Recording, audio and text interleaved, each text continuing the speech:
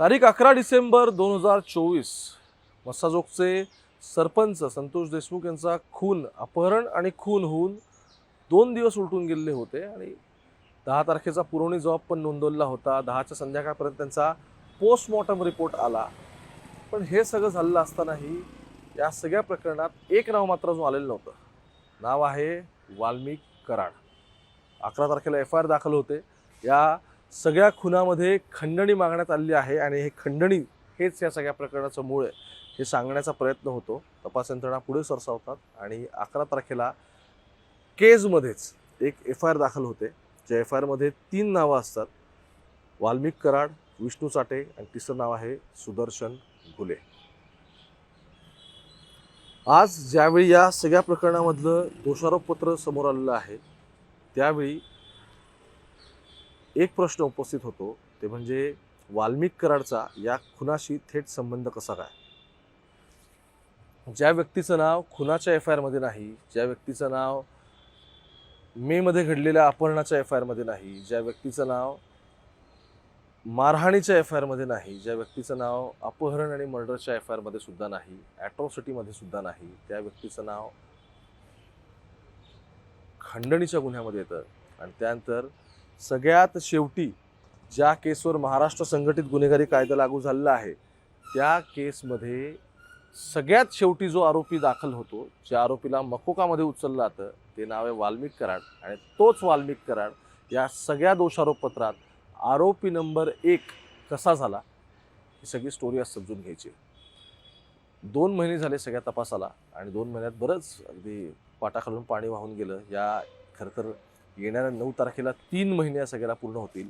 पण ज्यावेळी आजची चार्जशीट वाचून पाहिली त्यावेळी चार्जशीटमध्ये काही आपल्या प्रश्नांची उत्तरं मिळतात आणि मग आपल्याला कळतं की वाल्मिक कराड या सगळ्या मागे आरोपी कसा आहे, कटात तो सहभागी कसा आहे आणि सगळ्यात महत्त्वाचं त्याच्या आशीर्वादाने त्याने इनिशिएट केलेल्या दहशतीवरती इथं कसं सगळ्या गोष्टी खंडणीच्या, राजकारणाच्या आणि दहशतीच्या पोचल्या जात होत्या. सगळ्या प्रश्नांची उत्तरं जाणून घ्यायची. नमस्कार, मी ओंकार, मुंबई तकमध्ये तुमच्या सगळ्यांचं स्वागत. हा संपूर्ण कट नक्की कशा पद्धतीने रचला हे पुढच्या 3 मिनिटात समजून घेऊ. आणि त्यावेळी जो मध्ये येईल त्याला आडवा करायचं हे वाल्मिक नक्की का सांगतो आणि मग तीच गोष्ट सुदर्शन घुले आणि विष्णू चाटे एक्झिक्यूट कशी करून दाखवतात, सगळ्याची कहाणी आज समजून घ्यायची. सुरुवात करूयात. तारीख आहे 8 ऑक्टोबर.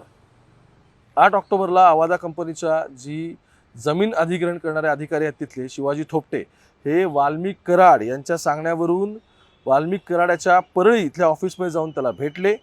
विष्णू चाटे यावेळी हजर होता. त्यावेळी वाल्मिक कराड याने कंपनी चालू ठेवायची असेल तर 2 कोटी रुपये द्या, नाहीतर बीड जिल्ह्यामध्ये आवादा कंपनीची सगळी कामं बंद करा, ही धमकी 8 तारखेला दिली परळीच्या ऑफिसमध्ये. तारीख येते 29/11/2024, 29 नोव्हेंबर. त्यादिवशी वाल्मिक कराड याने विष्णू चाटेच्या फोनवरून आवादा कंपनीचे जे प्रकल्प अधिकारी सुनील केंदू शिंदे, जे खंडणीच्या प्रकरणामध्ये फिर्यादी आहेत, यांना फोन केला आणि ज्या परिस्थितीत सुदर्शनला सांगितलं आहे त्या परिस्थितीत काम तुम्ही सगळं बंद करा आणि काम चालू ठेवाल तर याद राखा असं सांगितलं, ही धमकी दिली. त्याच दिवशी दुपारी सुदर्शन घुले हा आवादा कंपनीच्या तिथल्या मस्साजोगच्या ऑफिसला गेला आणि वाल्मिक अण्णांची डिमांड पूर्ण करा असं म्हणाला आणि वाल्मिक कराडची भेट घ्या, तोपर्यंत इथं काम चालू करू नका अशी त्याने 29 तारखेला धमकी दिली.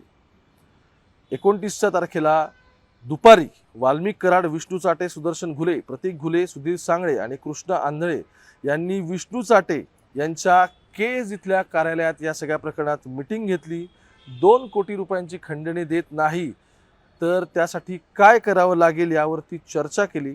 त्यावेळी प्रतीक घुले, सुधीर सांगळे, कृष्ण आंधळे हे या कटामध्ये सामील झाले. केजमधल्या तिथे एका उपहारगृहामध्ये जे CCTV मधल्या काळात बाहेर आलं होतं की हे सगळेजण सोबत चाललेले आहेत, हेच ते महत्त्वाचं एव्हिडन्स. यानंतर वारंवार खंडणी मागून सुद्धा आवाजा एनर्जी कंपनीने वाल्मिक कराडला खंडणी न दिल्यामुळे दिनांक 6/12 म्हणजे 6 डिसेंबर 2024ला सुदर्शन घुले, प्रतीक घुले, सुधीर सांगळे हे या कंपनीमध्ये गेले, तिथल्या सुरक्षा रक्षकाला त्यांनी मारहाण केली आणि जातीवाचक शिवीगाळ केली. 6 तारखेला जी ॲट्रॉसिटीची केस उभी नाही राहिली ती 12 तारखेला तिचा जनरल डायरी रिपोर्ट तयार झाला. त्या 6 तारखेचा हा प्रसंग काय सांगतो की त्या दिवशी ते कंपनीमध्ये गेले, सुरक्षा रक्षकास मारहाण केली, जातीवाचक शिवीगाळ केली आणि आवाजा कंपनीचे जमीन अधिग्रहण अधिकारी शिवाजी थोपटे यांना 2 कोटी रुपये द्या नाही तर कंपनी बंद करा अशी धमकी देऊन, शिवीगाळ करून, धक्काबुक्की करून कंपनीमध्ये काम करणाऱ्या कर्मचाऱ्याला फोन करून सरपंचाला सदर घटनेबाबत त्यांनी सांगितलं. त्यावरून मस्साजोगचे गावचे सगळे सरपंच संतोष देशमुख हे या ठिकाणी गेले. संतोष देशमुख यांनी सुदर्शन आणि घुले यांच्या साथीदारांना विनंती केली, कंपनी बंद करू नका, लोकांना रोजगार मिळू द्या असं सांगितलं. त्यावेळी सुदर्शन घुले संतोष देशमुख यांनी खंडणी मागण्यात अडथळा आणला. म्हणून संतोष देशमुख याला सरपंच तुला बघून घेऊ आणि तुला जिवंत सोडणार नाही अशी धमकी दिली. तारीख होती 6 डिसेंबर 2024. खून झाला 9 डिसेंबर 2024ला. या घटनेनंतर विष्णू चाटे हा वारंवार सरपंच संतोष देशमुख याला कॉल करून खंडणीच्या आड येऊ नको, वाल्मिक अण्णा तुला जीवे सोडणार नाही अशी धमकी देत होता. याबाबत सरपंच संतोष देशमुख यांनी त्यांची पत्नी म्हणजेच अश्विनी देशमुख, मुलगी वैभवी व भाऊ धनंजय देशमुख यांना सांगितलं. तारीख येते 7 डिसेंबर 2024. या दिवशी सुदर्शन घुले, वाल्मिक कराड या दोघांमध्ये कॉल झाला. त्या कॉलवरी वाल्मिक कराड याने सुदर्शन घुलेला काय सांगितलं, तो म्हणाला जो उठेल आणि आपल्या आड येईल त्याला आपण भिकेला लावू आणि असंच होत राहिलं तर कोणतीही कंपनी आपल्याला खंडणी देणार नाही आणि आता जो कोणी आड येईल त्याला आडवा करावाच लागेल. कामाला लागा, विष्णू चाटेशी बोलून घ्या, तो तुम्हाला मदत करेल.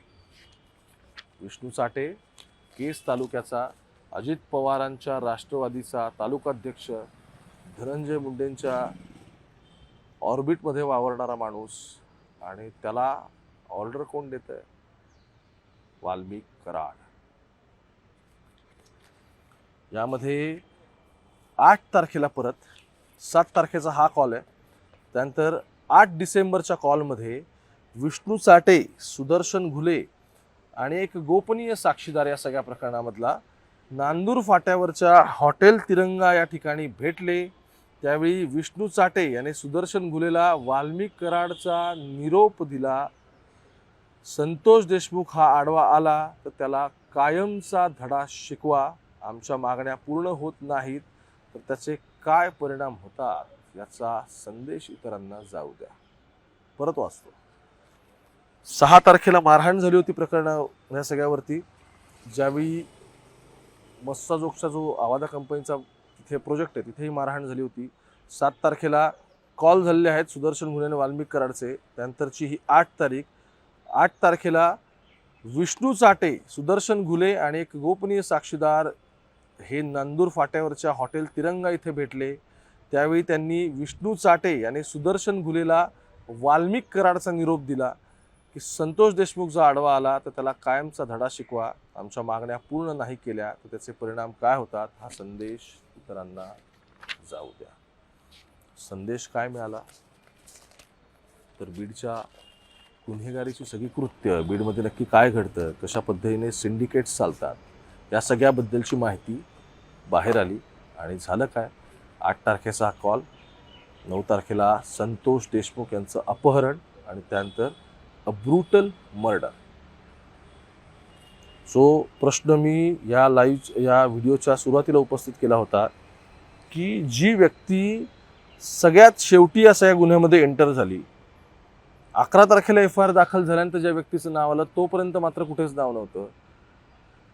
सगळ्यात शेवटी मकोकाच्या म्हणजेच मर्डरच्या केसवरती जो मकोका लागलाय महाराष्ट्र संघटित गुन्हेगारी कायदा, त्यामध्ये सगळ्यात शेवटचं नाव कोणाचं दाखल झालं असेल तर ते वाल्मिक कराडचं आहे. आणि सगळ्यात शेवटी इंट्रोड्यूस झालेली व्यक्ती या सगळ्यामध्ये आरोपी क्रमांक 1 कशी झाली त्याची ही सगळी कहाणी.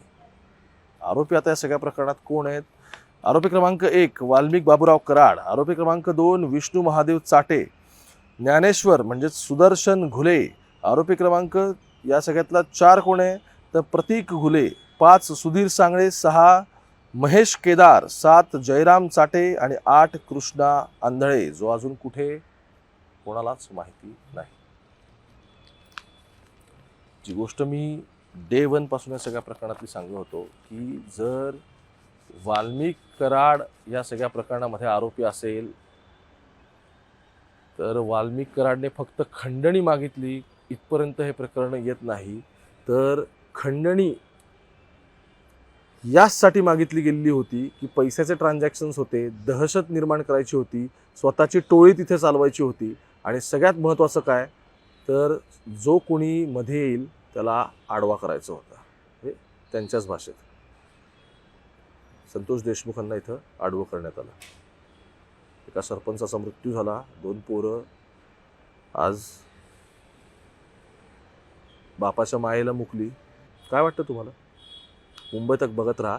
आणि या सगळ्यामध्ये आता ज्या गोपनीय साक्षीदाराचा उल्लेख होता तो साक्षीदार गोपनीय आहे, हे सगळं ठीक आहे, पण या सगळ्या प्रकरणामध्ये एक व्यक्ती आहे ज्या एका व्यक्तीचं नाव आहे सिद्धार्थ सोनावणे.